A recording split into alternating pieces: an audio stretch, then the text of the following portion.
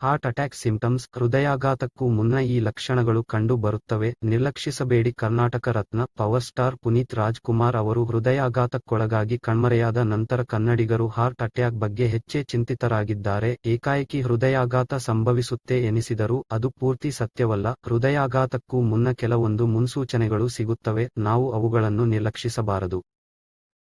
ಹೃದಯಾಘಾತಕ್ಕೂ ವಯಸ್ಸಿಗೂ ಈಗ ಸಂಬಂಧವೇ ಇಲ್ಲ ಎನಿಸುತ್ತಿದೆ.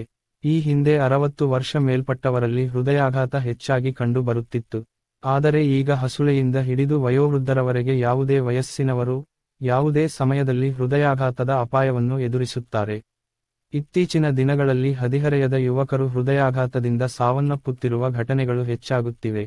ಹೃದಯಾಘಾತ ಏಕೆ ಸಂಭವಿಸುತ್ತದೆ? ಇದಕ್ಕೂ ಮೊದಲು ಯಾವ ಲಕ್ಷಣಗಳು ಕಾಣಿಸಿಕೊಳ್ಳುತ್ತವೆ ಎಂಬುದನ್ನು ತಿಳಿದುಕೊಳ್ಳೋಣ.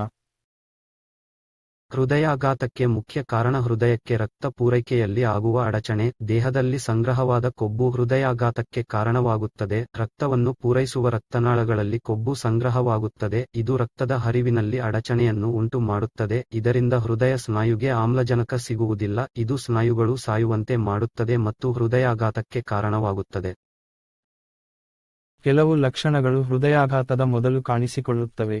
ಅವು ಯಾವುವು ಎಂಬುದನ್ನು ಪ್ರತಿಯೊಬ್ಬರೂ ತಿಳಿದಿರಲೇಬೇಕು. ಹೃದಯಾಘಾತದ ಮೊದಲು ಉಸಿರಾಟದ ತೊಂದರೆ ಉಂಟಾಗುತ್ತದೆ. ಅಂತಹ ಲಕ್ಷಣಗಳು ಕಂಡು ಬಂದರೆ ತಡಮಾಡದೆ ಆಸ್ಪತ್ರೆಗೆ ಹೋಗಿ ವೈದ್ಯರನ್ನು ಸಂಪರ್ಕಿಸಿ. ತೊದಲುವಿಕೆ, ಗೊಂದಲ, ನೀವು ಏನು ಹೇಳಬೇಕೆಂದಿದ್ದೀರೋ ಅದನ್ನು ಸ್ಪಷ್ಟವಾಗಿ ಹೇಳಲು ಸಾಧ್ಯವಾಗದಿರುವುದು ಅಥವಾ ಅದೇ ವಿಷಯವನ್ನು ಪದೇ ಪದೇ ಹೇಳುವುದು, ಇವೆಲ್ಲವೂ ಹೃದಯಾಘಾತಕ್ಕೆ ಮುಂಚಿನ ಲಕ್ಷಣಗಳಾಗಿರಬಹುದು. ನಿಮಗೆ ಎದೆಯುರಿ ಅನಿಸಿದರೆ ತಕ್ಷಣ ಆಸ್ಪತ್ರೆಗೆ ಹೋಗಿ. ಇದು ಹೃದಯಾಘಾತದ ಸಂಕೇತ ಎಂಬುದನ್ನು ಮರೆಯಬೇಡಿ. ಆಗಾಗ ಬರುವ ಜ್ವರ ಮತ್ತು ಕೆಮ್ಮನ್ನು ನಿರ್ಲಕ್ಷಿಸಬೇಡಿ. ಇದು ಕೂಡ ಹೃದಯಾಘಾತದ ಅಪಾಯವನ್ನು ತಂದೊಡ್ಡುತ್ತದೆ. ಹೃದಯವು ಭಾರವಾಗಿದ್ದರೂ ಸಹ ಹೃದ್ರೋಗ ತಜ್ಞರನ್ನು ಸಂಪರ್ಕಿಸಬೇಕು. ತೀವ್ರ ಆಯಾಸ ಮತ್ತು ನೋವನ್ನು ನಿರ್ಲಕ್ಷಿಸಬೇಡಿ. ವಾಕರಿಕೆ, ವಾಂತಿ, ಅಜೀರ್ಣ, ಗ್ಯಾಸ್ ಮತ್ತು ಎದೆಯುರಿ ಸಹ ಹೃದಯಾಘಾತದ ಚಿಹ್ನೆಗಳು. ಕಾಲುಗಳು, ಪಾದಗಳು ಮತ್ತು ಹಿಮ್ಮಡಿಗಳು ಊದಿಕೊಂಡಿದ್ದರೆ ಹೃದಯಾಘಾತದ ಸಾಧ್ಯತೆಗಳು ಹೆಚ್ಚು ಎಂದು ಅರಿತುಕೊಳ್ಳಬೇಕು. ಎಡಗೈಯ ಕೆಳಗೆ ನೋವು ಇದ್ದರೆ ಅದನ್ನು ನಿರ್ಲಕ್ಷಿಸಬೇಡಿ. ಮುಂಬರುವ ಹೃದಯಾಘಾತದ ಚಿಹ್ನೆಗಳನ್ನು ನಿರ್ಲಕ್ಷಿಸಬೇಡಿ.